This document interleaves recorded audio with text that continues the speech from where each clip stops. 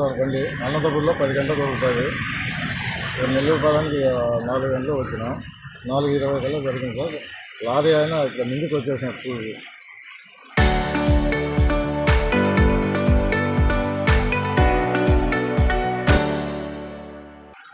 అనేసి నేను సైడ్ దిగేదానికి ఇట్లా వచ్చింది. ఆ ఎగరడం వల్ల బ్రేక్ టచ్ చేయలేకపోయినా.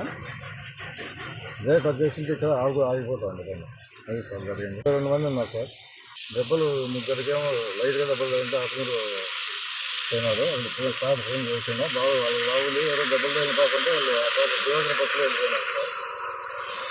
లారీ తిరిగి ఎట్లా నేను ఆట పెట్టా కూడా వాడు ఎక్కించుకుని అట్లే వచ్చాను సార్.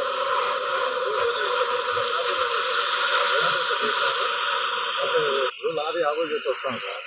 నేను నెల్లూరు పోతాను అది చూస్తున్నాను. తూగి ఎట్లా పట్టుకుని అట్లే వస్తాను. నా లైఫ్ని బాగా కనపడుతున్నాను. ఆటో పెట్టినా కూడా మేలుకోలేను. ఈ ఆడొచ్చి కొడతాను నా బండి ఇట్లా దిగుతాను దరదడంటే సైడ్ పెట్టుకొని వెళ్ళిపోతాను. అదే సార్ జరిగింది. నా పేరు ఎస్ మదార్ సార్. నా పేరు శ్రీనివాసులు. నేను అనంతపురం నుంచి నెల్లూరుకి వస్తున్నాను. డ్రైవర్ ఒక్కడున్నందువల్ల అనంతపురం నుంచి బద్దివేలు వెళ్ళాడు. బద్దివేలు నుంచి నిద్రపక్కన సైడ్ కాకుండా ఈ పొలగట్ల కాడ సైడ్ వేసి బస్సు తరబడి చేశాను.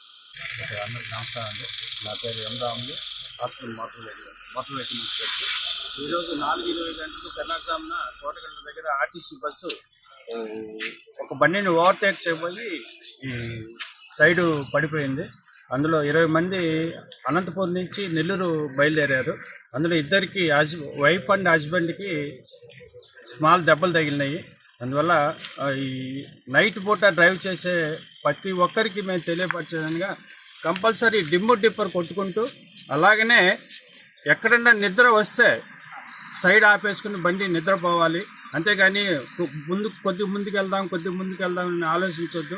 నైట్ పూట చాలా జాగ్రత్తగా ఉండాలి. ఎందుకంటే మనకి కుంట నుంచి ఈ యొక్క సంఘం వరకు ఎప్పుడు గేదెలు కానీ లేకపోతే ఆవులు కానీ పశువులు కానీ రోడ్ల మీద అటు ఇటు తిరుగుతున్నాయని ఎన్ని నైట్ పూట మంచి ఉన్నదానికి సైడ్ ఆపేసుకొని నిద్రపోవాలని మీ ద్వారా మేము కోరుకుంటున్నాం.